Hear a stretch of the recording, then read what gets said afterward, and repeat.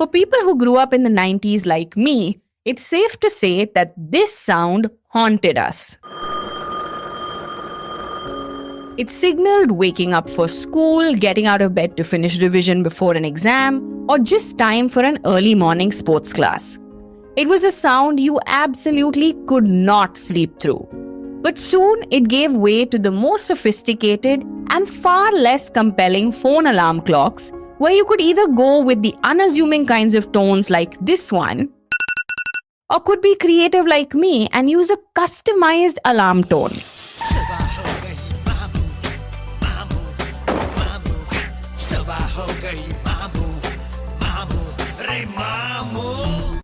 I know. Very imaginative, but unfortunately, utterly useless. Because while I'd wake up all happy and sing the song, I'd go right back to sleep after snoozing it. And it looks like it isn't just the heavy sleepers who are going in for a reset, but everyone who doesn't want to begin their day staring at a phone screen. And mind you, this isn't just about alarm clocks. Analog is coming back with a vengeance. From Polaroids to puzzles, kintsugi to knitting, cooking to coloring, calligraphy to crosswords, vinyls to vision boarding, pottery to painting, millennials and Gen Zs are ditching their phone screens to do more tactile activities. But is this just like any other viral internet trend? Is it Y2K nostalgia for a generation that didn't live through it? Are people really tired of the digital world? What does it mean to live an analog lifestyle beyond sporting a Casio watch or waking up to a twin bell alarm clock? What are the benefits of doing more things that aren't digital? What's in it for companies? We find out all of this and more in today's episode, where we speak to David Sacks, author of The Revenge of Analog and The Future is Analog. It's Tuesday, February 10th. I'm your host, Diya Rekhi, and you are listening to The Morning Brief from The Economic Times.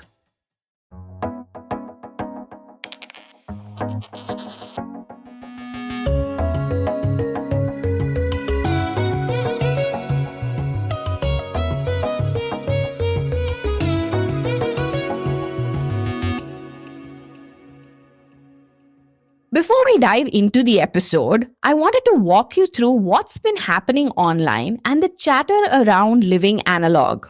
Here is everything I have inside my analog bag. So I've seen lots of people doing these, which are basically bags that you can access full of hands-on crafty things that you would focus on instead of doom scrolling. To be honest, when I first saw this, I had no idea what was going on this whole time. Is essentially a bag that's supposed to help them, full of items to not be on their phone so much. Making jewelry since I've gotten this, or key rings, and it's so easy to do because everything you need is inside, apart from if you're making a key ring. This is my favorite thing to do every single day. This year I read 20 books, and next year I want to read 30 books. I've been crocheting for a few years, and I always keep a crochet project in my bag. I used to love painting, and I really want to get back into that this year. I'm trying to tell you, we are so much more than people just attached to their phone, and we deserve so much more. Finally ditched my smartphone. So I will get a dumb phone, and I will film all my content on my DSLR. The trend is far deeper, with some people like AI researcher Avriel looking to dump her smartphone and go back to dumb phones and dumb cars. Also, why does everyone have access to me all the time? I don't like that. Next on my list is getting a dumb car. And if you think that this is a trend that's taking off only in the West, think again. India is also seeing massive traction when it comes to things like in-person events. We've even done an episode on run clubs, and you should listen to it if you haven't already. People are getting together with strangers for curated dinner experiences or going for pottery classes to meet new people rather than depending on apps for the same. But have you heard of the Kodak Charmera keychain digital camera? It's bringing the Kodak moment back in vogue and ditching the filters and perfection that come with phone cameras for more real pictures with what they call a soft nostalgic haze. And let me also give you a small nugget that I saw online. You know the landlines that we grew up with? I discovered that tring one that you had to ghumao. It's actually called a rotary. And there's an American brand called Physical Phones that is selling landline phones that connect to your mobile device via Bluetooth to reduce screen time and promote no phone mornings. It has a bunch of different options, from wall-mounted ones to the conventional rotary phones or even handsets that look right out of Pinterest and retail for about $90 to $110. Do we buy it? Literally and figuratively? I can just say one thing, the aesthetic is on point. But that's exactly the question. How much of all this is really just for the gram, and how much is genuine? So is analog just the new cool thing that will fade into obscurity, much like Dalgona coffee did? We put David Sachs in the hot seat, and here's what he had to say.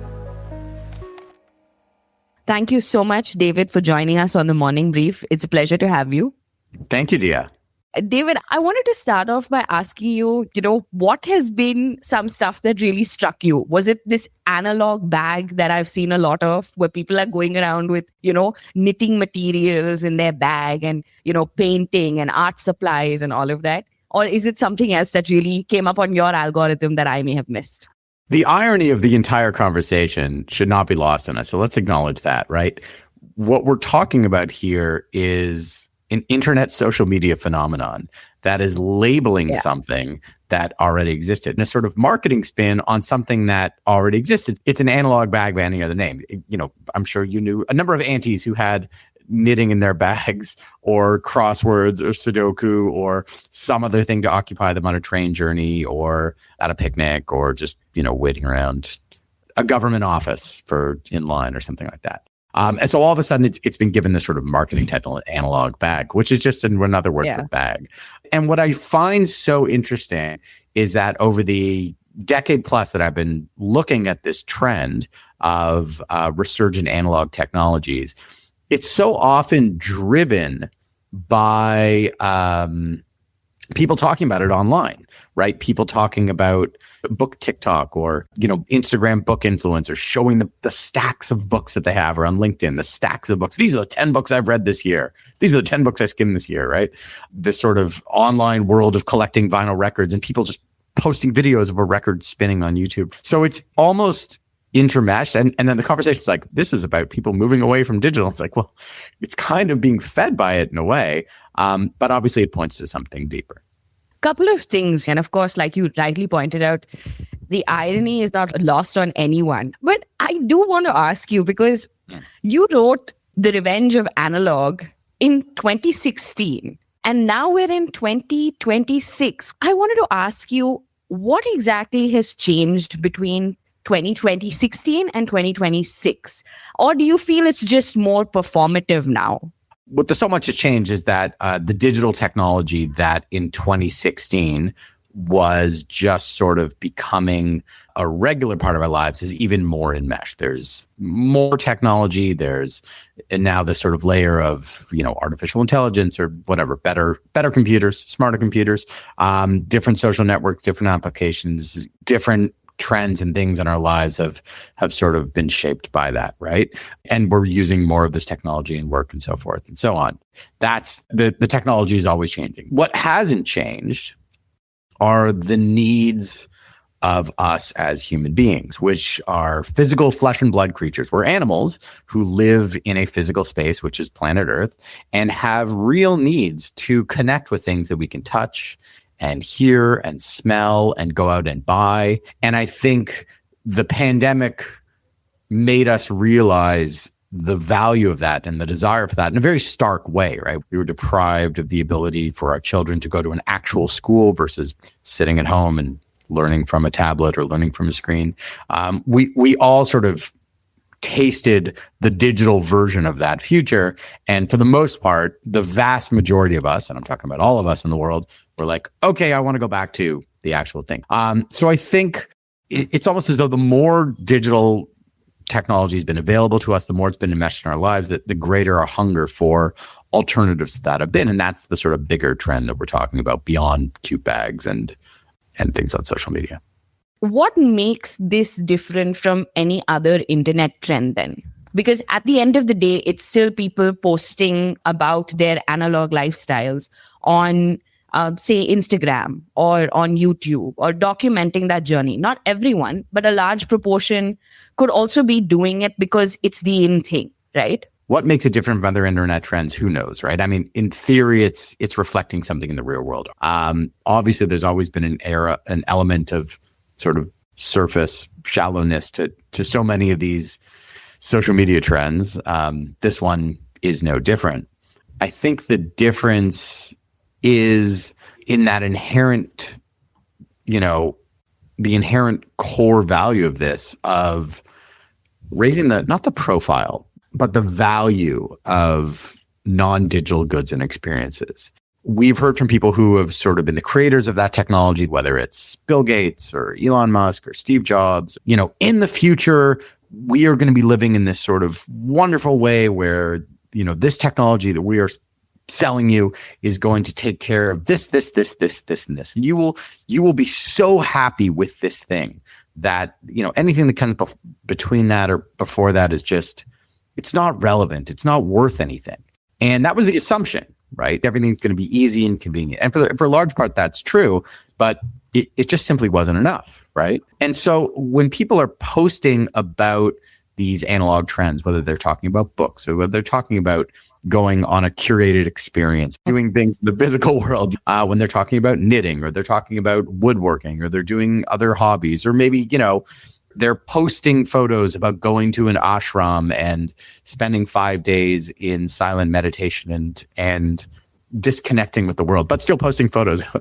What exactly do you consider an analog lifestyle then? If someone listening to this would want to adopt something, what would you say? Well, I first of all, there's no one definition, right? So the broad definition of analog, if we're going to use it, is not digital, is not confined to or driven by digital technology. It's different in different areas of your life, right? So for one person, it might be books, it might be records, it might be getting outside every day. People will say, "Oh, we're living in a digital world. We're living in a digital world." Like, no, look around, look beyond your screen. The world is still analog, right? Your body is still analog, right? The food you eat is still analog. The relationships you have are still analog. That's so true. I never thought of it that way. Yes. So I think we have to acknowledge that truth, which is not changing. Yes, some people say the singularity will come and then we'll all become computers and it'll be like the Matrix or whatever.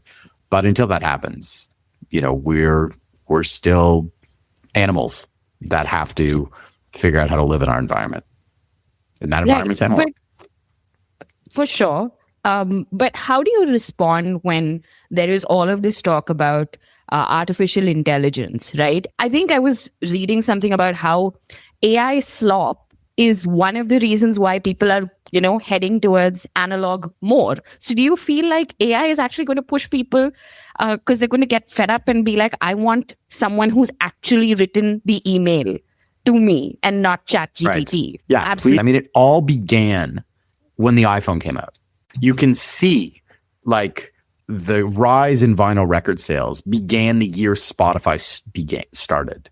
The rise in independent bookstores growing, at least in North America, really began when the Kindle and ebook sort of started becoming big. So it is a counter force that I think has been driven because it's offering that alternative that you only really see the value of when the digital promise becomes real. So we've been told about AI for years.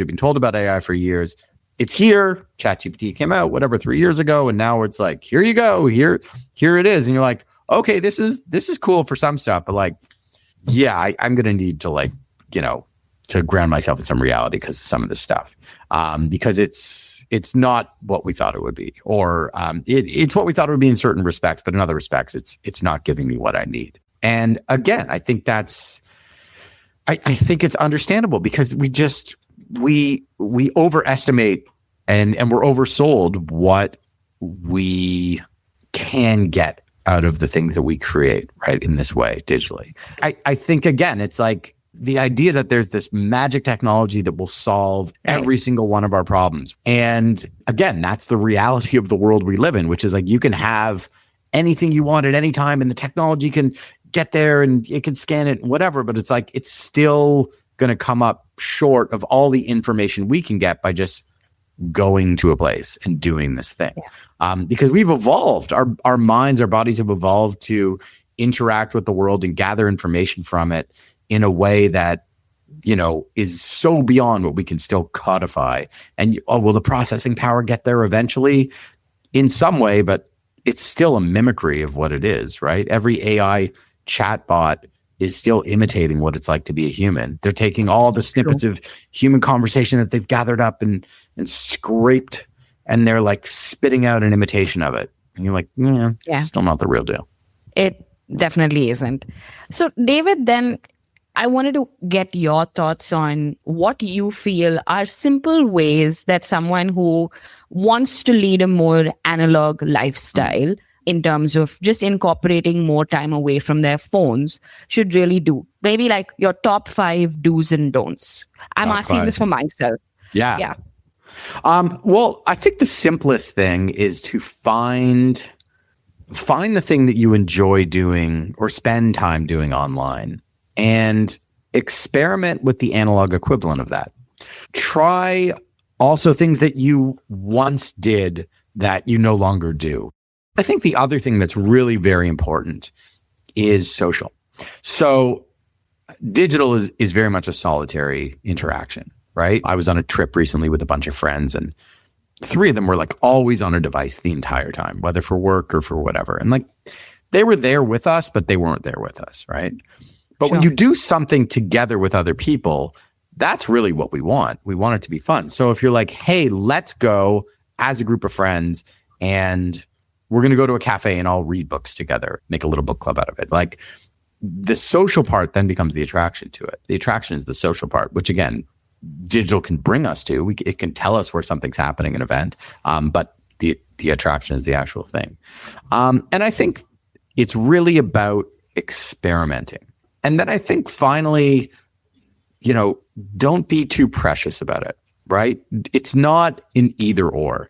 The reality is that we are living in a world where digital technology is here, it is a part of almost every facet of our lives, and it isn't going away, and it's only becoming more powerful.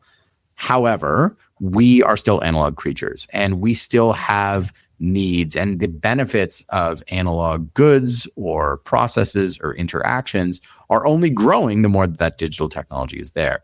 And so it's always going to be some combination of one or the other. David, I do remember seeing an interview of yours where I think you spoke about the head of YouTube design, or was it Google design? Yes, I can't remember.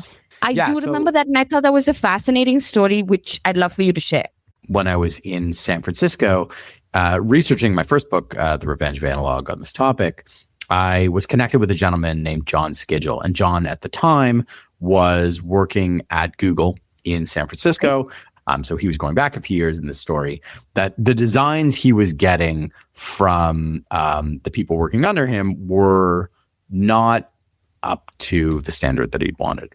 And so he created this sort of course, which was at first voluntary, and then everybody in Google had to do it, basically. And it was a course on how to draw for design. And everyone was given a sort of pad of drawing paper and 3 different thickness pens or markers. And the first lesson was how to draw a straight line. And the second lesson was how to draw 2 parallel lines, and so on. So wild, crazy stuff. But on paper, fully analog. And people would always say, why do we have to do this? Like, this is ridiculous. We have Adobe software, we have Google software, we have all the software in the world, we have tablets with pens. And he said, well, there are a couple reasons, right? One is that when you are designing something in software, you're really limited by what that software allows you to do. You can choose, one of a million colors of shades of blue, but the software will constrain you in its programming and its rules. So you can only do certain things in certain ways based on what the technology allows, and there's always going to be limitations to that, because there's always limitations and trade-offs to software. He said that the limitations on the page is just the edge of the page, right? It's however many centimeters by however many centimeters, 20 by 30 or whatever it is, or more, and the thickness of the pen. So whatever your hand can do within that page, it can do anything. There's no limitations. No one's going to say it's in the wrong format. It has to be saved this way. You can only do this thickness of thing because it only supports it on this screen or whatever. The resolution doesn't transfer. It's like, just go. And what that allows your mind to do is really just go freely take your idea and sort of move it through. And I've heard this from people who are designers in all sorts of other realms, whether it's architecture, whether it's in, product design, for example, a physical product design, that using pen and paper for that first step or first phase, or even a writer doing notes, for example, as we are, right, or journalists, like, you're not thinking about whether it looks good or perfect or whatever. It's not about perfect. It's just about getting the idea out of your mind in the fastest, easiest way. And that analog allowed him to do that. And so I think that story, which, Google adopted as basically company policy, goes to show the way you approach it as an organization, which is that you need to experiment. And we're told, yes, you need to experiment with digital technology, experiment with digital. This is the future. This is the future. Great. Go run your experiments with AI, run your experiments with, whatever the latest hardware or software is, whatever you're doing. But you need to also run experiments with analog, because if you are dogmatic in the belief that the digital solution will always be the best, you are limiting your options, and you are limiting the possibilities of what could come out of something. And that we've seen over the past decades. Absolutely. So, David, I've been seeing, there's this company called Physical Phones. Have you heard of it?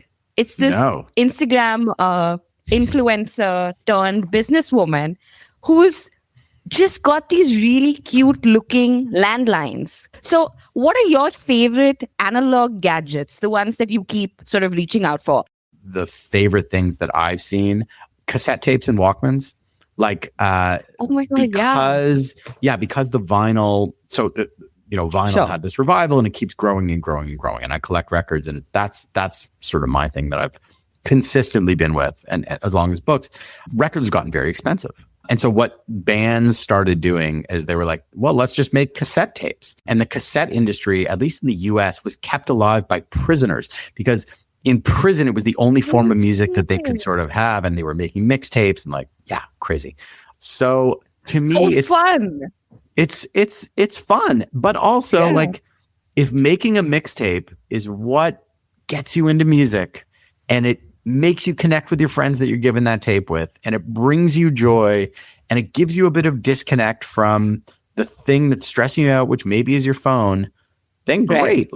It's like none of the stuff makes logical sense, but guess what? Neither does the rest of the world or human existence. We are entirely illogical creatures. Embrace that. Yeah. No, absolutely. And thank you so much, David, for your time. Thank you so much for the opportunity. This has been a pleasure. While researching for this episode, I came across a name I had never heard before. Azar Raskin. He's credited with inventing the quote-unquote infinite scroll feature in 2006 while working at the user interface consultancy Humanized. It was designed to replace paginated, click-based navigation with a seamless continuous feed.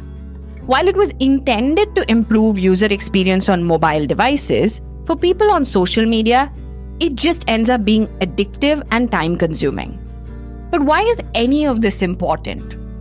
In 2019, he said he regretted its creation, calling it a dark pattern that acts like behavioral cocaine by fostering addiction to social media and digital platforms. And here he is talking about a calculation he made.